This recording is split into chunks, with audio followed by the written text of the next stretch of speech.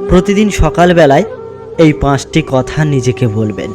আমি সেরা, আমি নিশ্চয়ই পারবো, সৃষ্টিকর্তা সর্বদাই আমার সঙ্গেই আছেন, আজকের এই দিনটা শুধু আমার, আমি জয়ী। সমস্যা এলে কখনো এড়িয়ে যেও না, মুখোমুখি রুখে দাঁড়াও। মনে রাখবে, সমস্যাহীন জয়ের কোনো আনন্দ নেই, আর সব সমস্যারই সমাধান আছে।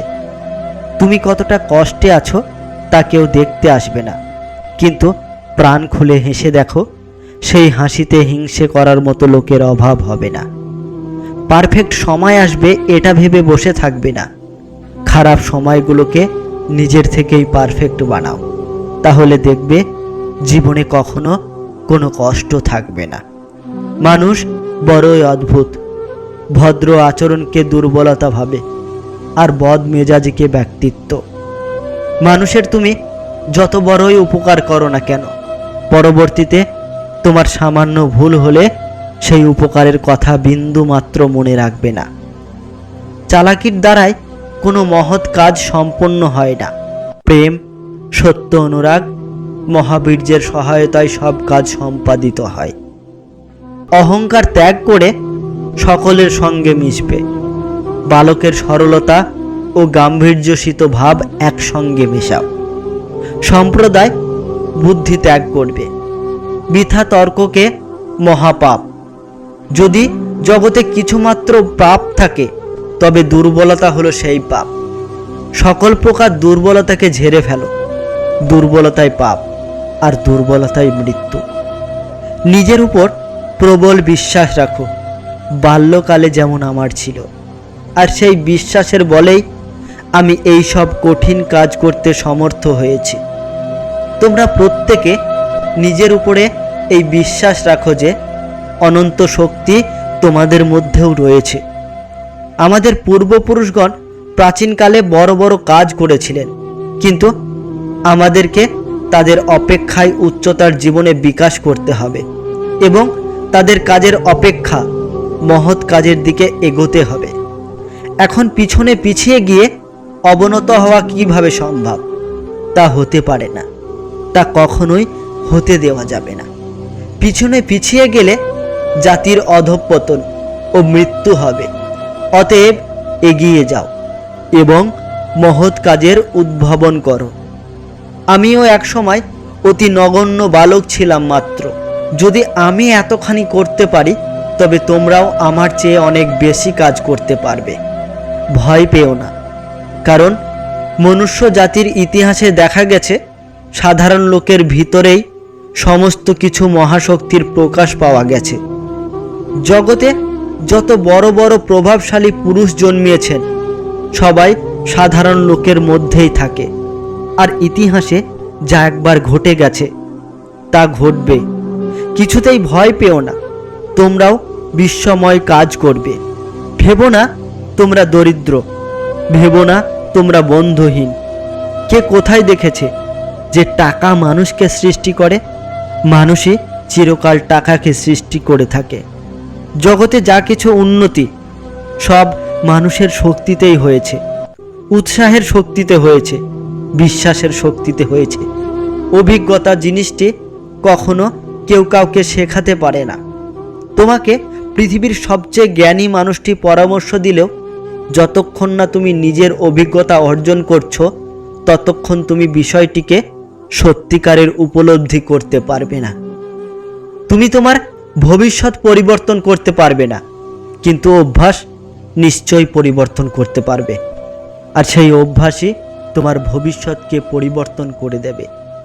আত্মবিশ্বাস ও কঠোর পরিশ্রমই হলো ব্যর্থতা নামক রোগের চিকিৎসার ভালো ঔষধ, যা তোমাকে একসময় সফল মানুষ করে গড়ে তুলবে। বিজয় হওয়ার সর্বোত্তম উপায় হচ্ছে বিজয় হওয়ার দরকার নেই, এটা পরে মনে করা। যখন তুমি স্বাভাবিক আর সন্দেহমুক্ত থাকবে, তখন তুমি ভালো ফলাফল করতে পারবে। জীবনের কঠিন সব বাধা আসবে বা আসে তোমাকে ধ্বংস করতে নয়, বরং তোমার ভিতরে লুকিয়ে থাকা শক্তিকে অনুধাবন করতে। বাধাসমূহকে এটা দেখাও যে তুমি কঠিন নও, যদি তুমি সূর্যের মতো উজ্জ্বল হতে চাও, তাহলে সবার আগে তোমাকে সূর্যের মতো পুড়তে শিখতে হবে।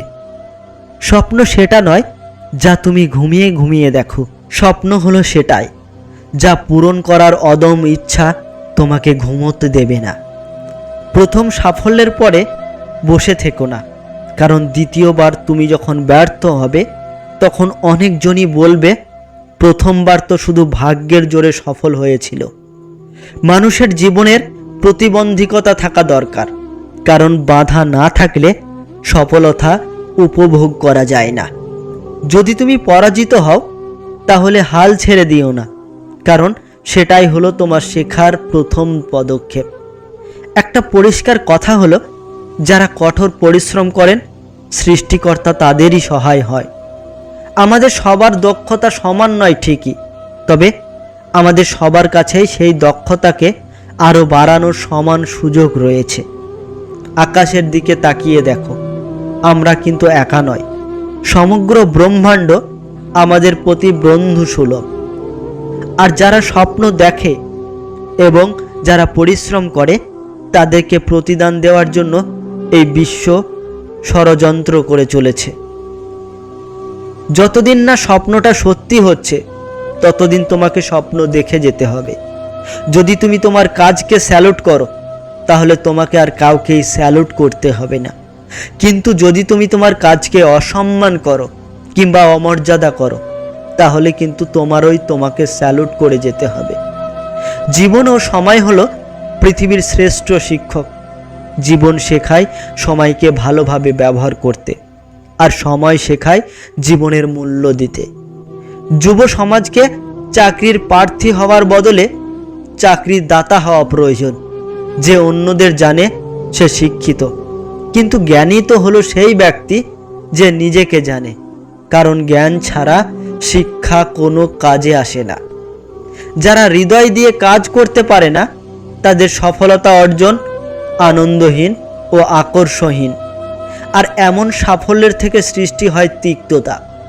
সফলতার গল্প কেবল একটি মাত্রা থাকে, কিন্তু ব্যর্থতার গল্পে থাকে চেনা সফল হওয়ার অনেক উপায়।